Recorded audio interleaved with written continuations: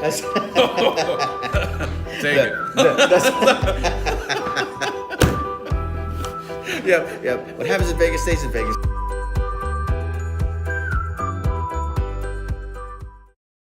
Hey guys, it's Kip with DT4EMS, and I have finally cornered him. This is my man, Mr. Clark, who I met up here in Jersey City almost a couple of years ago now, and I got to come up here and do another Train the Trainer, and not only that, but then he came in and helped out with teaching a lot of the class, and I will tell you, I was blown away how well they did with helping teach the material. But I wanted to corner him because not only being in Jersey City, but he really gets the message. You can see he's in great shape. He's all alpha male, but he understands and really puts the message forward. And so that really has me humbled and honored.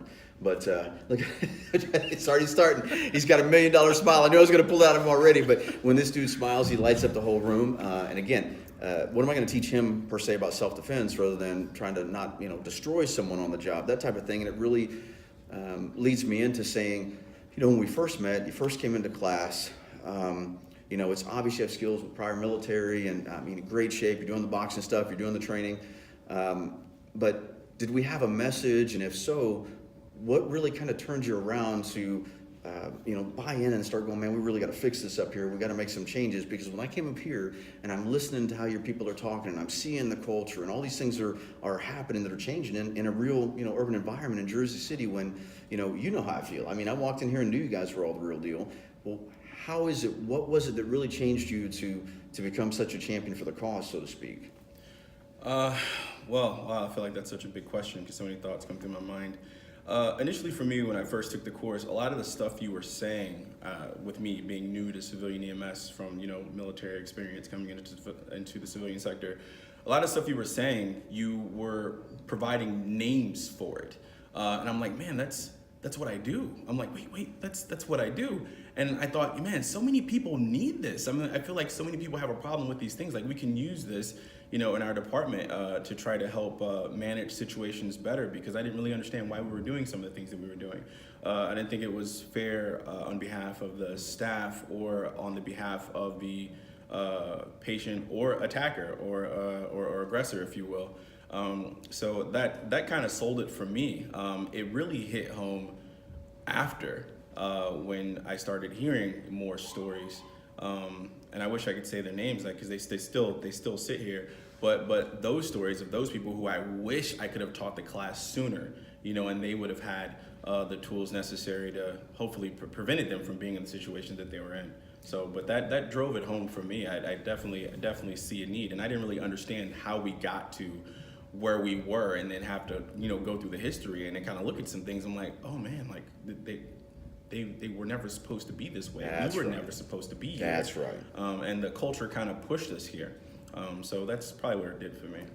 And it's and you said it perfectly, because then with all the evidence that we show, is it a problem that is unique to Jersey City with the culture? Absolutely not. So it's everywhere. And then would you agree then that you, especially now with is ingrained, like I said, brother, I am so impressed with your understanding of the tricks that we use to get the people to at least listen and to buy in. And we're not trying to be deceptive, be cruel to anybody, or to sell them something fake.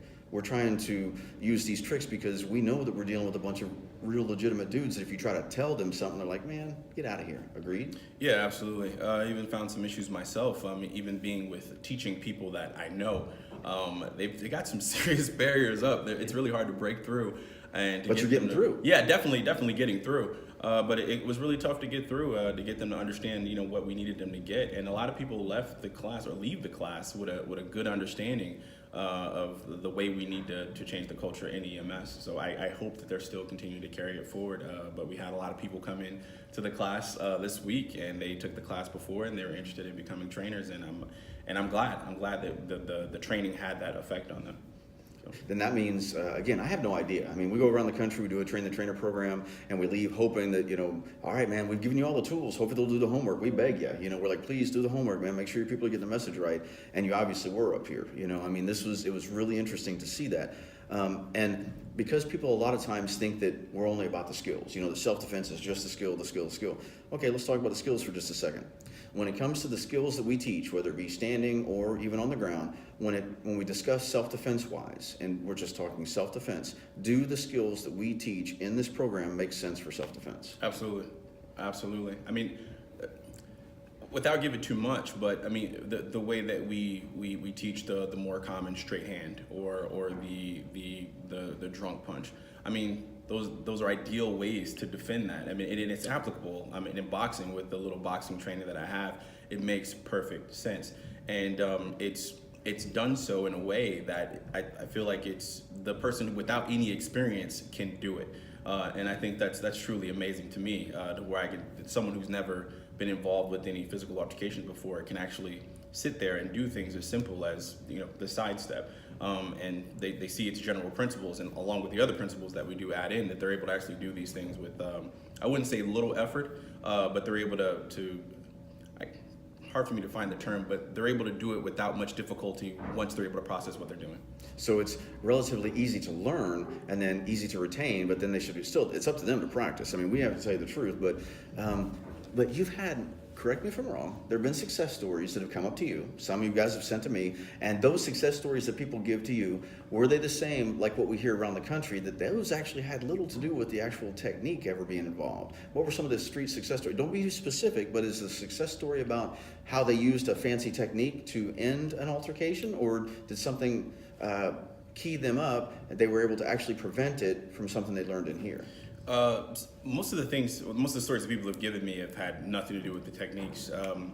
Most of it has been done through the tactics, just by having the general awareness that they now have a heightened sense of awareness after they leave the class, and they're able to prevent issues before they even start. One person in particular told me that when a situation, you know, got a little hectic, he said to me that this guy was very large and they were getting very aggressive. And the partner they were working with went into, you know, a defensive stance. And he said that in most situations, I would have been scared out of my mind, but I felt comfortable knowing that I had something to go to. But even at that moment, when they felt that they may have to use a technique, they were still able to rely on our tactics and say, you know what, this is getting out of control. We need to not be here. Let's go. So that we weren't compelling people to do something that was actually placing them in more danger. Yes. You know what I mean? And would you agree now, as a, you know, you're an intelligent guy, you know, you're a veteran of multiple things, and then again, working the streets of Jersey, it wouldn't take you 6 months to have a lot of experience in a place like this.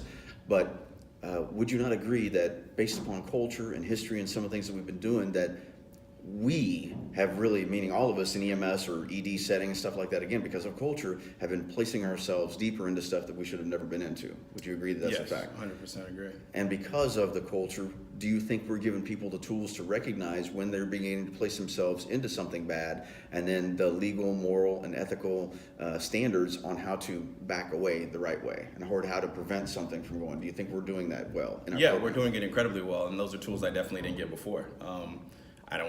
Combat medicine is different than civilian medicine, but the things I do in the military don't correlate with what I can do on the street, and the things that I've been taught in a classroom setting don't help me for these type of encounters. Do you feel like this sense of, you know, whoa, wow? I mean, when you've taught someone and they've come back and because they've done something where they come back to you, go, man, what you said, or this piece there, and it saved them, does that give you a different kind of a feeling inside because you shared something with it? Because now, let's be honest, you have to bust your hump to get that information to these providers, because they come in thinking we're one thing, and then you have to show them we're something different. Has that been a pretty powerful moment when you've had somebody tell you that something you shared with them made a difference, kept them safer, their patients safer, they went home better that night? You know, I mean, do you have that? It's rewarding. It makes me feel like the 16 hours that I spent up here, it was worth it. You know, it was worth it. It's exhausting, is it not? It is. It's very tiring. Usually after a class, I just want to go home and go to sleep. And you're talking like at 7 o'clock. I want to go to the gym, and I'm like, that's not happening. I'm going home to go to bed. Because the instructors, we tell them, if you're doing this class right, they should be more exhausted than the participants. Across the country, I say on a regular basis that while they've done a great job, whether it be the ENA, the NAEMT, the Bureau of Labor Statistics, all these people doing studies about violence in healthcare, and they get these numbers. Have we proven that those studies are still way underreported in violence based upon what goes on, because I say across the country that we get, everywhere I've ever been, since we've asked this question over the last few years, that we get 80 to 100% of the room to admit the fact they've been criminally assaulted on the job, but only 2 to 3% ever turned it in. Did we see that in this room with all those providers? Yeah, absolutely. I feel that those numbers over time are eventually going to go up. I mean, I know it's a touchy subject right now, but I look at what's happening right now across the country when it comes to sexual assaults. Most people don't feel comfortable reporting it right away because they're either afraid. I don't understand what the woman is thinking, but maybe generally speaking, they may feel uncomfortable reporting it. And because they're uncomfortable reporting it, like, those are things that don't get reported, either due to fear, retaliation, or something or the other. So now that EMTs are reporting it, hopefully they're reporting it more, you're going to see a rising increase, where I was assaulted 2 years ago, I was assaulted 3 years ago, or 4 years ago. So I expect those numbers to explode. But as it stands right now, though, the average administrator, the average police officer, the average judge, the average prosecutor has zero idea of how bad the problem really is, and if we told the truth, because the people aren't reporting it. Here's the deal.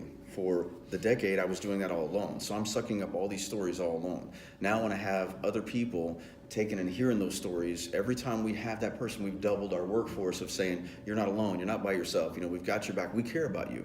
But we're doing this in a right way. We want to do it in a legal and a moral and an ethical way, and it's about changing the culture. But you have to admit that when people tell the truth about what's really freaking going on in emergency rooms, on the street, or in the back of an ambulance, it's shocking. It is absolutely shocking. You're talking again about, we're not talking about little bitty, people being victimized. We're talking about people of all sizes, all sexes, all ages being criminally assaulted in a life-changing, life-altering way that gets hidden, shoved. You're not allowed to talk about it. Don't discuss this. This is, suck it up or get out of the job. I mean, it's weird things like that they don't have any idea that it runs people into becoming alcoholics, suicides, PTSD, drug abusers that were wonderful people. It leads to divorces. I mean, all these crazy things that could have been prevented when you really give people the truth. But, man, I won't keep you held up, but I was really... Man, I've been trying to get him on camera for a couple of years. The guy's got $1 million smile. He smiles. He lights up the room. Ladies love him. The guys want to be him. That's Take it. Yep. What happens in Vegas stays in Vegas. Except Herpes, he bring that shit home. But anyway, we'll edit that part out. But I do appreciate you, brother. Thank you so much for being a part of the team, and thank you for how hard you've been working to share the message, because it was beautiful. I mean, what you and Ed have done was just absolutely. I was astonished. I mean, how you guys had it handled, and I tricked them. I threw stuff on them just to see, and I was not expecting the level that I got, and it was amazing. So I cannot wait to see how these guys mentor the new instructors that they're bringing on board, and again, giving diversity to the team. But man, Jersey City, another way to be in my heart. So I really do appreciate it, guys. Until next time, I'm Kip Teitsort. Thanks for watching.